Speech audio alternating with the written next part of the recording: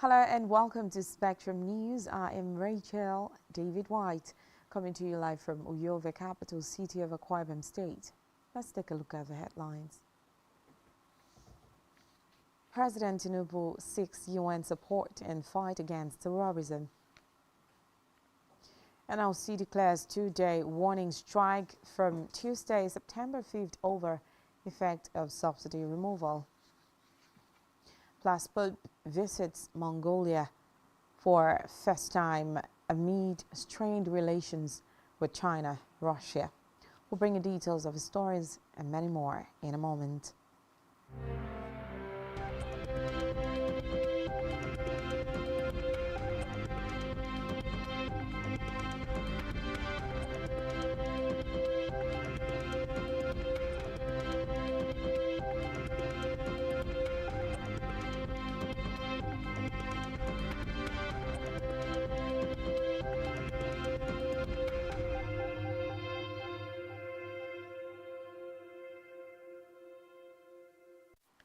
First, in the news this afternoon is Nigeria's leader, President Bola Tinubu, who has solicited the support of the UN nations in Nigeria's fight against terrorism in light of its rippling effect on global peace, displacement of people and rising poverty.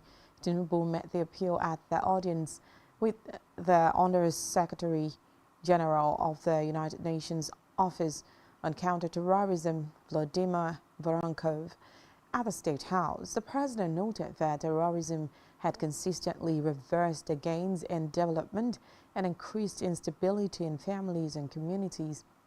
He said global peace and prosperity will demand the swift and comprehensive provision of the right answers to the challenge posed by insurgencies in parts of the world.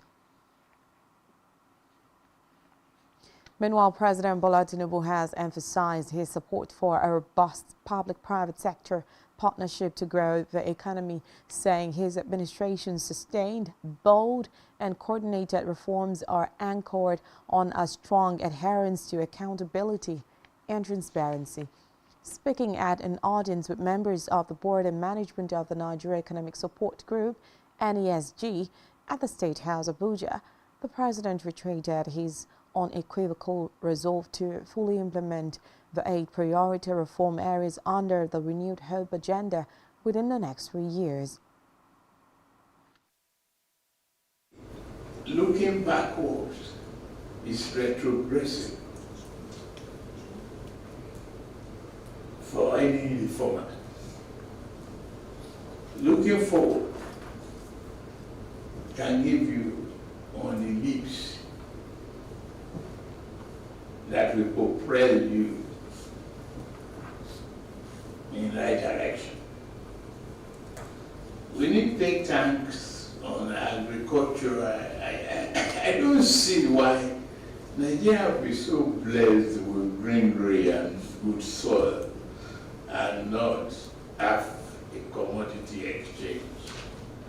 I don't see why we have not been able to interrogate our real estate sector and I don't see how we have not used consumer credit to build purchasing power of our people and the capacity for the manufacturing sector.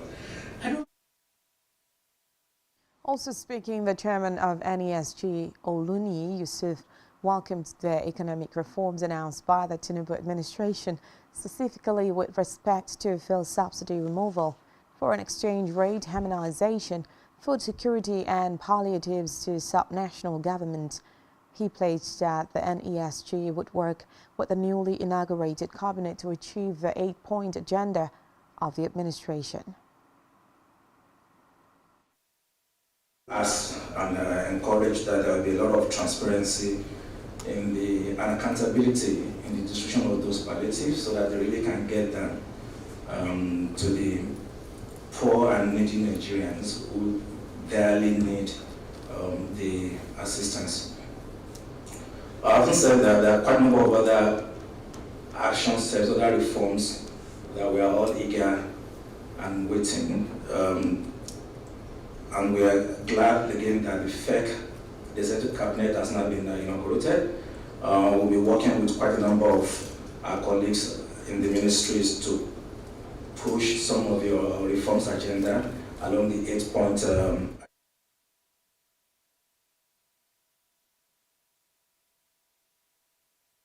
The key metric that is required for private sector investment is macroeconomic stability. Of course, we include security in there, macroeconomic stability. And you have already, as was recognized by the chairman, you have already set this country on the path towards that stability by what you have done in correcting the distortions on the fiscal side. You've reduced the huge... The chairman also used the occasion to formally request the president to declare open the NESG summit in October, as well as to direct heads of ministries, departments, and agencies, MDAs, to partner with them and participate fully at the summit as part of efforts to ramp up local foreign direct investment in Nigeria.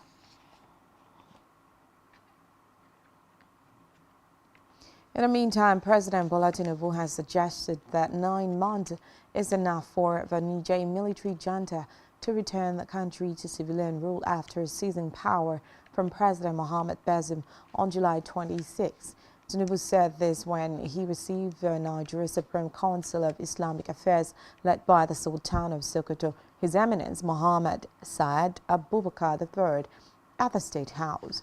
According to the Nigerian leader, if Nigeria could successfully return to democracy in 1999 through a 9-month program by General Abdul Salim Abubakar, there was no reason such could not be replicated by Niger coup leaders. In a statement by his spokesperson, Ajuri Ngalale, the ECOWAS chief said sanctions imposed on Niger Republic will not be lifted without positive adjustment by the military junta. Away from that, the federal government, through the Ministry of Aviation and Aerospace Development, has expressed its desire to maximize the generating capacity of the Federal Airport Authority of Nigeria (FAN). The Minister of Aviation and Aerospace Development, Festus Keyamo, disclosed this during a recent visit to the Murtala Muhammad International Airport, Lagos. Keyamo, who spoke through the head press and public relations of the Ministry of Dutayo Oluseyi, stated that 60% of FAN's revenue comes from Lagos, emphasizing the need to utilize the new terminal effectively. He added that the new terminal boasts 60 check-in points and has a capability to handle a significant amount of air traffic. From the Green Chambers, the Speaker of the House of Representatives, Tajuddin Abbas, has announced abuse of tax incentives and waivers. The Speaker also noted that those involved in tax waiver abuse act are engaging in economic sabotage that must be stopped. Abbas made this known during the inauguration of the ad hoc committee tasked with investigating allegations of tax incentive abuse, tax breaks and tax waivers by public institutions and companies benefiting from such incentives. The Speaker, represented by the Leader of the House, Julius Ihombavre, conveyed that the House's investigation aimed to curtail the economic sabotage and ensure transparency, accountability, and fairness within the tax system. In another development, the Nigerian Bar Association (NBA) has clarified the controversy that trailed the performance of popular street singer Habib Okikiola with its stage name Portable at its concert in Abuja on Thursday. Speaking on the issue, the National Publicity Secretary of the NBA, Akere De Lawal, said the association was not responsible for the invitation of Portable. neither did they pay for his appearance at the event, which took place at the velodrome of the MKO Abiola Stadium, Abuja. Lawal, who said NBA's headline sponsor, Cubana Group, was the one who brought Portable, however, expressed gratitude to them, saying NBA did not pay a dime for the performance of Portable. On labor matters, the Nigeria Labour Congress (NLC) has declared a two-day warning strike beginning on Tuesday, September 5th, in protest against the federal government for failing to address the challenges caused by the removal of fuel subsidy. Recall that the NLC, TUC, and their affiliate unions on August 2nd protested in the Federal Capital Territory (FCT) and several states, including Lagos, Abia, Plateau, Kaduna, Kano, Rivers, Zamfara, Katsina, Cross River, Ebonyi, Enugu, Kwara, Ogun, Imo, Ondo, Akwa Ibom, and Edo, over anti-people policies of the President Bola Tinubu administration. The NLC protest followed a 7-day ultimatum issued to the federal government demanding the immediate reversal of all anti-poor policies of the federal government, including the recent hike in premium motor spirit price, increase in public school fees, the release of the 8-month withheld salary of university lecturers and workers. The union also demanded an upward review of the minimum wage from 30,000 naira to 200,000 naira, saying that since the president's subsidy is gone in the inauguration speech of May 29, 2023, the peace of mind of Nigerians had gone. Back here, Akwa Ibom State government has proposed a supplementary budget estimate of 150 billion naira, with current expenditure put at 50.3 billion naira and capital expenditure pegged at 99.9 billion naira. The State Commissioner of Information, Ini Ememabong, announced this when he briefed Government House correspondents shortly after the State Executive Council meeting held at the State ESCO Chambers, Government House, Uyo, and presided over by the State Governor, Pastor Omoino. According to the Commissioner, the supplementary financial provision as presented by the State Commissioner for Finance, Dr. Linus Nkan, was premised on the need for the realignment of financial estimate with the current realities, additional provisions for flood control and other statewide erosion control interventions, budgetary provisions for newly created ministries, budgetary provisions for the construction of model primary, secondary and technical schools, and the provision of resources for the aviation of the lofty promises encapsulated in the Arise agenda.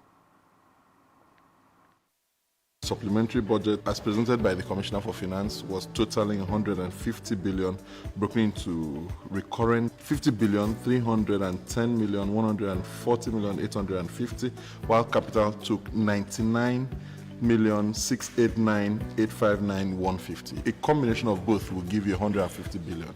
When the Commissioner for Finance presented that, ESCO accepted, deliberated on it, made some amendments that may affect that value, and asked the Commissioner to effect those amendments and thereafter bring to His Excellency the Governor's attention. In the meantime, the Speaker of Akwa Ibom State House of Assembly, Ude Motong, yesterday referred a matter of urgent public importance on electricity vandalization in Etinan and Akwa Ibom State. The need to amend the prison sentence for vandalization from 7 years to life imprisonment, and the urgent need for improved power supply in the rural areas. Under Order 2, Rule 4, to the House Committee on Security to ensure the Commissioner of Internal Security is aware of happenings in the state. Presenting the matter on the floor of the House, the member representing Etinan State Constituency, Udwabong Ekbo Fort, lamented the enduring cases of vandalism in the state and said stiff measures will deter the perpetrators from such acts. Other members contributed on the matter, with the Deputy Speaker and member representing Itu, Kufra Abasi Edidem, agreeing that the penalty should be increased, but questioned the magnitude of the penalty to life imprisonment. In his submission, Speaker of Akwa Ibom State House of Assembly referred the matter to Chairman Committee on Security.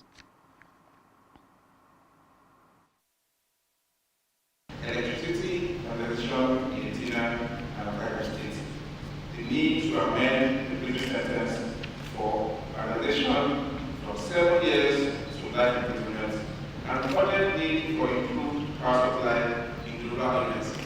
18 others, 64 villages, and about 64 transformers. Of that number, 42 have been vandalized, with about 40 villages are brown light. In New